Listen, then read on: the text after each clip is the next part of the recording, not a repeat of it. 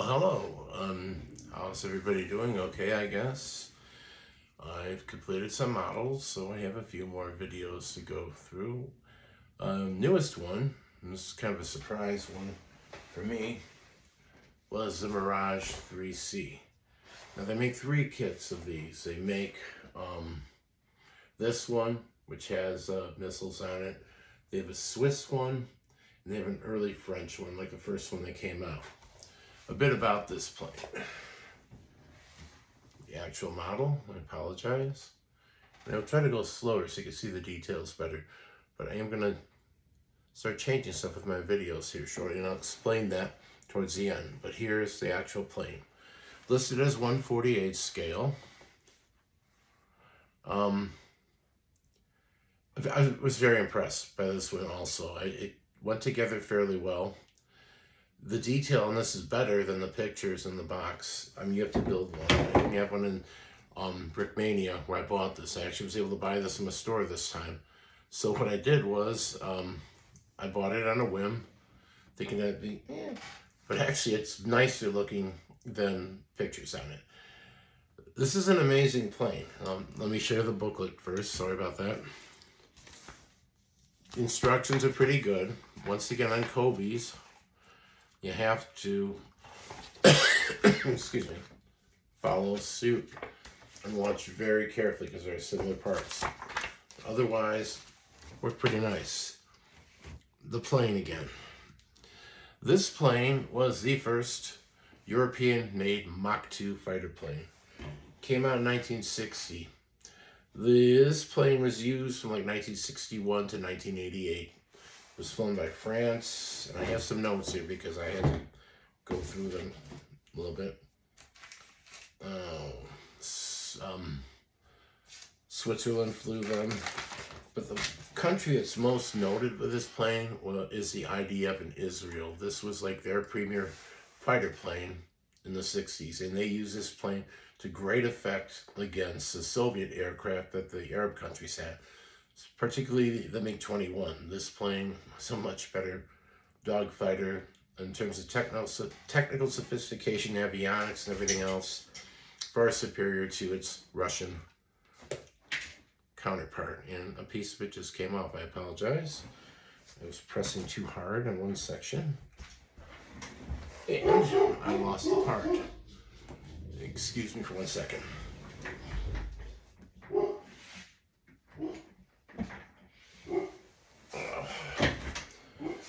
These pieces, the piece that fell off, simulate engine flaps on the engine that could be opened and closed. The engine that this had is it's called a Snecma Atar. It can propel this plane actually to Mach 2.2, which is like 1,460 miles an hour. It had hard points. This one has two MRAM kind of missiles on it. And it has two 30mm DFA cannon. They're right here where my finger is. There's one there, one there. I know that because I built a 1/72 scale plastic model where you have to glue it and put it together, and that's where the cannon are. They're like right in the wing roots. That being said, this was an astounding piece of technology to metamorphose into this plane, and very good plane. I mean, actually all-weather capable, great radar, great ranging, and as I said, you get a capable Air Force using it like the IDF did. This was a game changer against the Arabs, especially in 1967 and beyond that. And they made great use of this. In fact, when the planes were kind of old in Israel, they re-engined them and called them Kiffers with an American J-79 engine, and they went on beyond that. We used a few of these for Top Gun training, but it would have been the Israeli, the Kiffer, not the French like this. The reason this came out, going a little bit of history here, during World War II, the French air industry was just totally messed up. There was various companies that were controlled loosely by the French government, and that's how production was allocated. And the reason why they did not do so well against the Germans is because planes that were promising, French planes like the Deutschwing 520, were not mass produced. If they had been mass produced and put into usage, it would have been a totally different story fighting the Germans early on in the war. But the big thing with France is engineers, designers, and they're different people. Dassault came about by one French engineer. I forget his name. I believe it was oh God, I forget the guy's name. But he was of Jewish extraction, and the Nazis did not allow people like that to thrive. Well, after the war, he changed his last name to Dassault, which means assault is his last name. It's Marcel Dassault. I think it was Marcel Brigitte, I'm not sure. But he went all out in trying to produce the best technologically advanced fighters that France could produce, because France vowed to never again be subjugated by another country after their experience in World War II. He was able to use German engineering designs that the French, the British, the Americans, and the Soviets had, and try to maximize the best. He went for this, which is the Delta Wing design. The engine, the Atar engine, was basically some experimental German engine that never got off the engine that it originated from. Well, the people that made that, Dassault, brought them along to work to build engines for French planes, the Mirage. And that's where the Atar engine comes from. But the whole thing was, there was a lot of engineering and a lot of tweaking of theoretical things that go into a practical usage fighter plane, which this thing is. And it very clean, very clean. Oh boy. It could go to 56,000 feet. I think not quite 60,000, like 56,000 foot ceiling on this plane. The two cannon, it a range about 750 miles. That could be maximized with drop tanks like about this. As far as how far it would max out, I don't know. I know that when France used these, the drop tank ones were mainly used in their former colonial possessions in North Africa because of the range of desert and savanna land that they flew across grassland, which is outside the desert going, other words. And these planes have the range to go and just be there to provide air support for pro-French governments and African governments that were not kind of radicalized, just kind of wanted to be able to be safe and under the norm, and the French are providing that coverage and that protection, being that they were former colonies of France.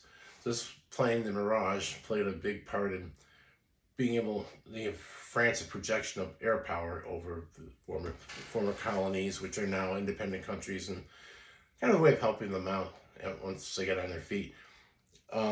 This plane,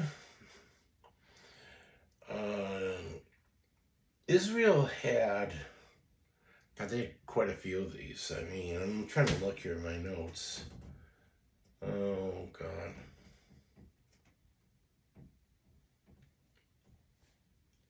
Maybe